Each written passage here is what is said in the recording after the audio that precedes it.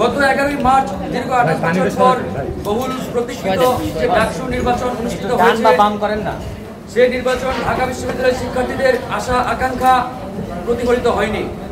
নির্বাচন ব্যবস্থার প্রতি মানুষের যে আস্থার সংকট তৈরি হয়েছিল, সেই সংকট থেকে উত্তরণের একটি মাধ্যম হিসাবে ডাকসু নির্বাচনকে রোল মডেল হিসাবে উপস্থাপন করা যেত। কিন্তু 11ই মার্চ অনুষ্ঠিত হওয়া ডাকসু নির্বাচনে অনিয়ম, কারচুপি সহ বিভিন্ন কার্যক্রমে অস্পষ্টতা প্রতীয়মান হয়েছে। কুয়েত মৈত্রী হলে আগের রাতে ব্যালটে একটি নির্দিষ্ট প্যানেলের প্রার্থীদের নামের পাশে ক্রস চিহ্ন দেওয়া ব্যালট উদ্ধার করা হয়েছে। লোকেয়া হলে ট্রাঙ্ক ভর্তি ব্যালট উদ্ধার, অধিকাংশ ছেলেদের হলে প্রথম বর্ষ থেকে দ্বিতীয় বর্ষের ছেলেদের দিয়ে কৃত্রিম লাইন তৈরি করা, অনাবাসিক শিক্ষার্থীরা যাতে সেই লাইনে দাঁড়িয়ে থাকতে না পারে, ভোটের সারি ইচ্ছাকৃতভাবে স্লথ করা ইত্যাদি অনিয়ম এই নির্বাচনে পরিলক্ষিত হয়েছে। এছাড়া অস্বচ্ছ ব্যালট বক্সে ভোট নেওয়া, সাংবাদিক ভাই বোনদের ভোট কেন্দ্রে প্রবেশ করতে না দেওয়া, ভোট প্রদানের সময় বিভিন্ন ছাত্র সংগঠনের দাবি দেওয়া থাকা সত্ত্বেও না বাড়ানো, ভোটারদের ভোট প্রদান করার পরও কোনো চিহ্ন না দেওয়া, নিরপেক্ষ শিক্ষকদের দিয়ে নির্বাচন সংশ্লিষ্ট কর্মকর্তা নিয়োগ না দেওয়া এবং তাদের অসহযোগিতামূলক আচরণ, সর্বোপরি প্রার্থীদের উপর হামলার ঘটনাও ঘটেছে, যা সম্পূর্ণরূপে অপ্রত্যাশিত এবং এইসব ঘটনাগুলো একটি নির্বাচনকে প্রশ্নবিদ্ধ করতে যথেষ্ট। আমরা আজকে এই সংবাদ সম্মেলনের পক্ষ থেকে দাবি জানাই, ঢাকা বিশ্ববিদ্যালয়ের গণতান্ত্রিক ধারাকে অব্যাহত রাখতে, বিশ্ববিদ্যালয়ের মর্যাদা ও সম্মানকে অক্ষুণ্ণ রাখতে এবং এই নির্বাচনকে প্রশ্নের ঊর্ধ্বে রাখতে সাধারণ শিক্ষার্থীদের মতামত দাবির আলোকে 11ই মার্চের এই বিতর্কিত নির্বাচন বাতিল করে পুনঃ তফসিল ঘোষণা করার জন্য ঢাকা বিশ্ববিদ্যালয় প্রশাসনের প্রতি অনুরোধ রইল এবং দাবি জানাই।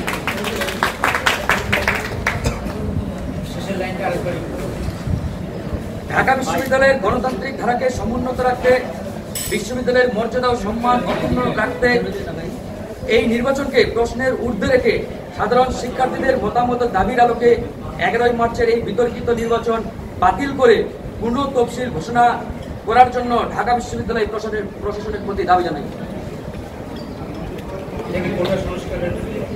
এটা আমাদের সংগঠনের পক্ষ থেকে শুরু থেকে আমার বক্তব্য স্পষ্ট করে আসছিলাম যে আমরা বলেছি যে জাতির জনকের একটি কথার সাথে এক কণ্ঠ মিলেই যে যদি কেউ ন্যায্য কথা বলে এবং তারা যদি সংখ্যা একজনও হয়, সেটা আমাদের বিবেচনা করা উচিত। সেই ধারণা থেকেই আমরা ঢাকা বিশ্ববিদ্যালয়ের ছাত্ররা যে দাবি তুলেছে, আমরাও দেখেছি যে এই নির্বাচনে অনিয়ম কারচুপি হয়েছে। সেই জায়গা থেকে বিভিন্ন প্যানেলের সাথে আমরা একাত্মতা পোষণ করেছি যে 28 বছর পরে ঢাকা বিশ্ববিদ্যালয়ে যে নির্বাচন হয়েছে, এই নির্বাচন সুষ্ঠু হয়নি, বরং এই নির্বাচনের মাধ্যমে ঢাকা বিশ্ববিদ্যালয়ে একটি কালিমা লিপে দেওয়া হয়েছে। আমরা সেজন্য বলেছি যে এই নির্বাচন পুনরায় দিতে হবে, যেখানে অবাধ সুষ্ঠু নিরপেক্ষ নির্বাচন হবে এবং এই নির্বাচনের সাথে সংশ্লিষ্ট সকল কর্মকর্তা যারা বিভিন্ন বিতর্কিত ভূমিকা রেখেছে তাদের পদত্যাগ করে, সেই জায়গা থেকে কিন্তু শুরু থেকে আমি বক্তব্য দিয়ে আসছিলাম এবং এখন পর্যন্ত আমি আমার দাবি আবারও আপনাদের মাধ্যমে পুনরায় ব্যক্ত করতেছি যে আমরা বলেছি যে এই নিয়মে কী ধরনের অনিয়ম হয়েছে সেটি আমার সহযোদ্ধা তিনি বলেছেন। আর আমি একজন ভিপি পদপ্রার্থী হয়ে রোকেয়া হলে আমি শিক্ষকদের দ্বারাই লাঞ্ছিত হয়েছি, হামলার শিকার হয়েছি। সেই জায়গা থেকেও জাস্ট একটি ঘটনা একদম দৃষ্টান্ত দেখিয়েছি। আর কুয়েত মৈত্রী হলের ঘটনাও সবচেয়ে বড় দুটি অনিয়মের ঘটনা আপনারা স্বচক্ষে দেখেছেন। সেই জায়গা থেকে আমরা বলেছি যে আমরা ঢাকা বিশ্ববিদ্যালয়ে কোনো কলঙ্কিত নির্বাচন 28 বছর পরে চাই না। আমরা সকল ছাত্রদের স্বতঃস্ফূর্ত অংশগ্রহণ এবং ভোটের মাধ্যমে একটি নির্বাচন চাই, যেটাতে ছাত্রদের আস্থার প্রতিফলন ঘটবে, শিক্ষার্থীদের আশা পূরণ হবে। দেশের মানুষ যখন জাতীয় নির্বাচনের মতো একটি গুরুত্বপূর্ণ বিষয়ে যখন মানুষ ভোটের প্রতি একটি অনাস্থা এবং বিরূপ ধারণার সৃষ্টি করা হচ্ছে, তখন সেই জায়গা থেকে আমাদের না শুধু সমগ্র জাতির প্রত্যাশা ছিল যে ঢাকা বিশ্ববিদ্যালয়ের কেন্দ্রীয় ছাত্র সংসদ নির্বাচনের মাধ্যমে অন্তত এমন একটি নির্বাচনী ব্যবস্থা এই বিশ্ববিদ্যালয় থেকে মানুষ দেখতে পাবে, যেটা জাতীয় নির্বাচনের একটি দৃষ্টান্ত হয়ে থাকবে, নির্বাচনী ব্যবস্থার প্রতি মানুষের আস্থা ফিরে নিয়ে আসবে। কিন্তু আমরা সেটা খুব হতাশার সাথে পর্যবেক্ষণ করলাম যে সে ধরনের কোনো প্রতিফলন আমরা এই নির্বাচনে দেখিনি, বরং শিক্ষকরাই অনিয়মের সাথে জড়িত ছিলেন এই নির্বাচনে, সেই ধরনের প্রমাণ আমাদের সামনে আমরা দেখতে পেয়েছি। সেই জায়গা থেকে আমি আবারও এই ঢাকা বিশ্ববিদ্যালয়ের যেসব শিক্ষার্থী ভাই বোনেরা আপনারা দেখেছেন যে অনশন করেছিল, রাজু ভাস্কর্যের সামনে, রোকেয়ালের সামনে আন্দোলন করেছে, তাদের দাবির সাথে আবার একাত্মতা পোষণ করে আমি আমার জায়গা থেকে পুনর্নির্বাচনের দাবি ব্যক্ত করছি। ধন্যবাদ। সেটা কি আপনি এখন পর্যন্ত কার্যক্রম চালায়নি বা দায়িত্ব নেয়নি, আর সেটা পরিবেশ পরিস্থিতি এবং আমরা যারা একসাথে আন্দোলন করতেছি যুগপৎভাবে তাদের সাথে আলোচনা করে সিদ্ধান্ত নেব যে আমি দায়িত্ব নেব কিনা, এটা আগেরই কিন্তু কথা। আসলে আমি আগে বলেছি যে ধরেন এই ভাষা আমরা শুনেছি আর সঠিক নিউজ আমরা আগে পাই, আর আমি কিন্তু একটা কথাই বলেছি যে আপনারা জানেন গতকালকে আমি গণভবনে গেছি, সেটাও কিন্তু আমি বলেছি যে আমার আন্দোলনকারী সহযোদ্ধা ভাই বোনদের সাথে আলোচনা করে আমি সেখানেও গিয়েছিলাম, আর আমি সেটাই বলেছি যে এখন পর্যন্ত তাদের দাবির সাথে আমি মাঠে আছি, যে তাদের যে পুনর্নির্বাচনের দাবি সেটি আমারও দাবি। আর আমি একটা কথা বলেছি যে আমি যদি দায়িত্ব নেই সেটা তারা যদি বলে আমি দায়িত্ব নেব তাদের প্রতিনিধি হিসেবে, তারা যদি না বলে তাহলে আমি দায়িত্ব নেব, সেটি আমার। আসলে কালকে গণভবনে বিশেষ করে আমি যাওয়ায় সেখানে মাননীয় প্রধানমন্ত্রীর সাথে আমার কিছু কথা হয়েছে, সেই মেসেজগুলো আমার সংগঠনের সবার সাথে একটু শেয়ার করতে হয়েছে এবং কি ধরনের কথাবার্তা হয়েছে সেগুলো নিয়ে একটু কথাবার্তা হওয়ার কারণ হচ্ছে আসলে ওই সময়ের সংবাদ সম্মেলনে আমরা থাকতে পারিনি। আর আপনারা এটাও জানেন যে গতকালকে আমি মাননীয় প্রধানমন্ত্রীর কাছেও কিন্তু ঢাকা বিশ্ববিদ্যালয়ে যে আমাদের শিক্ষার্থীদের আবাসন সমস্যা সহ যে হচ্ছে বেশ কিছু সমস্যা রয়েছে সেগুলো নিয়ে আলোচনা করার পাশাপাশি এই নির্বাচনে যে অনিয়ম হয়েছে সেটিও আমি তার দৃষ্টিতে মানে আমি বলে এসেছি সেখানে।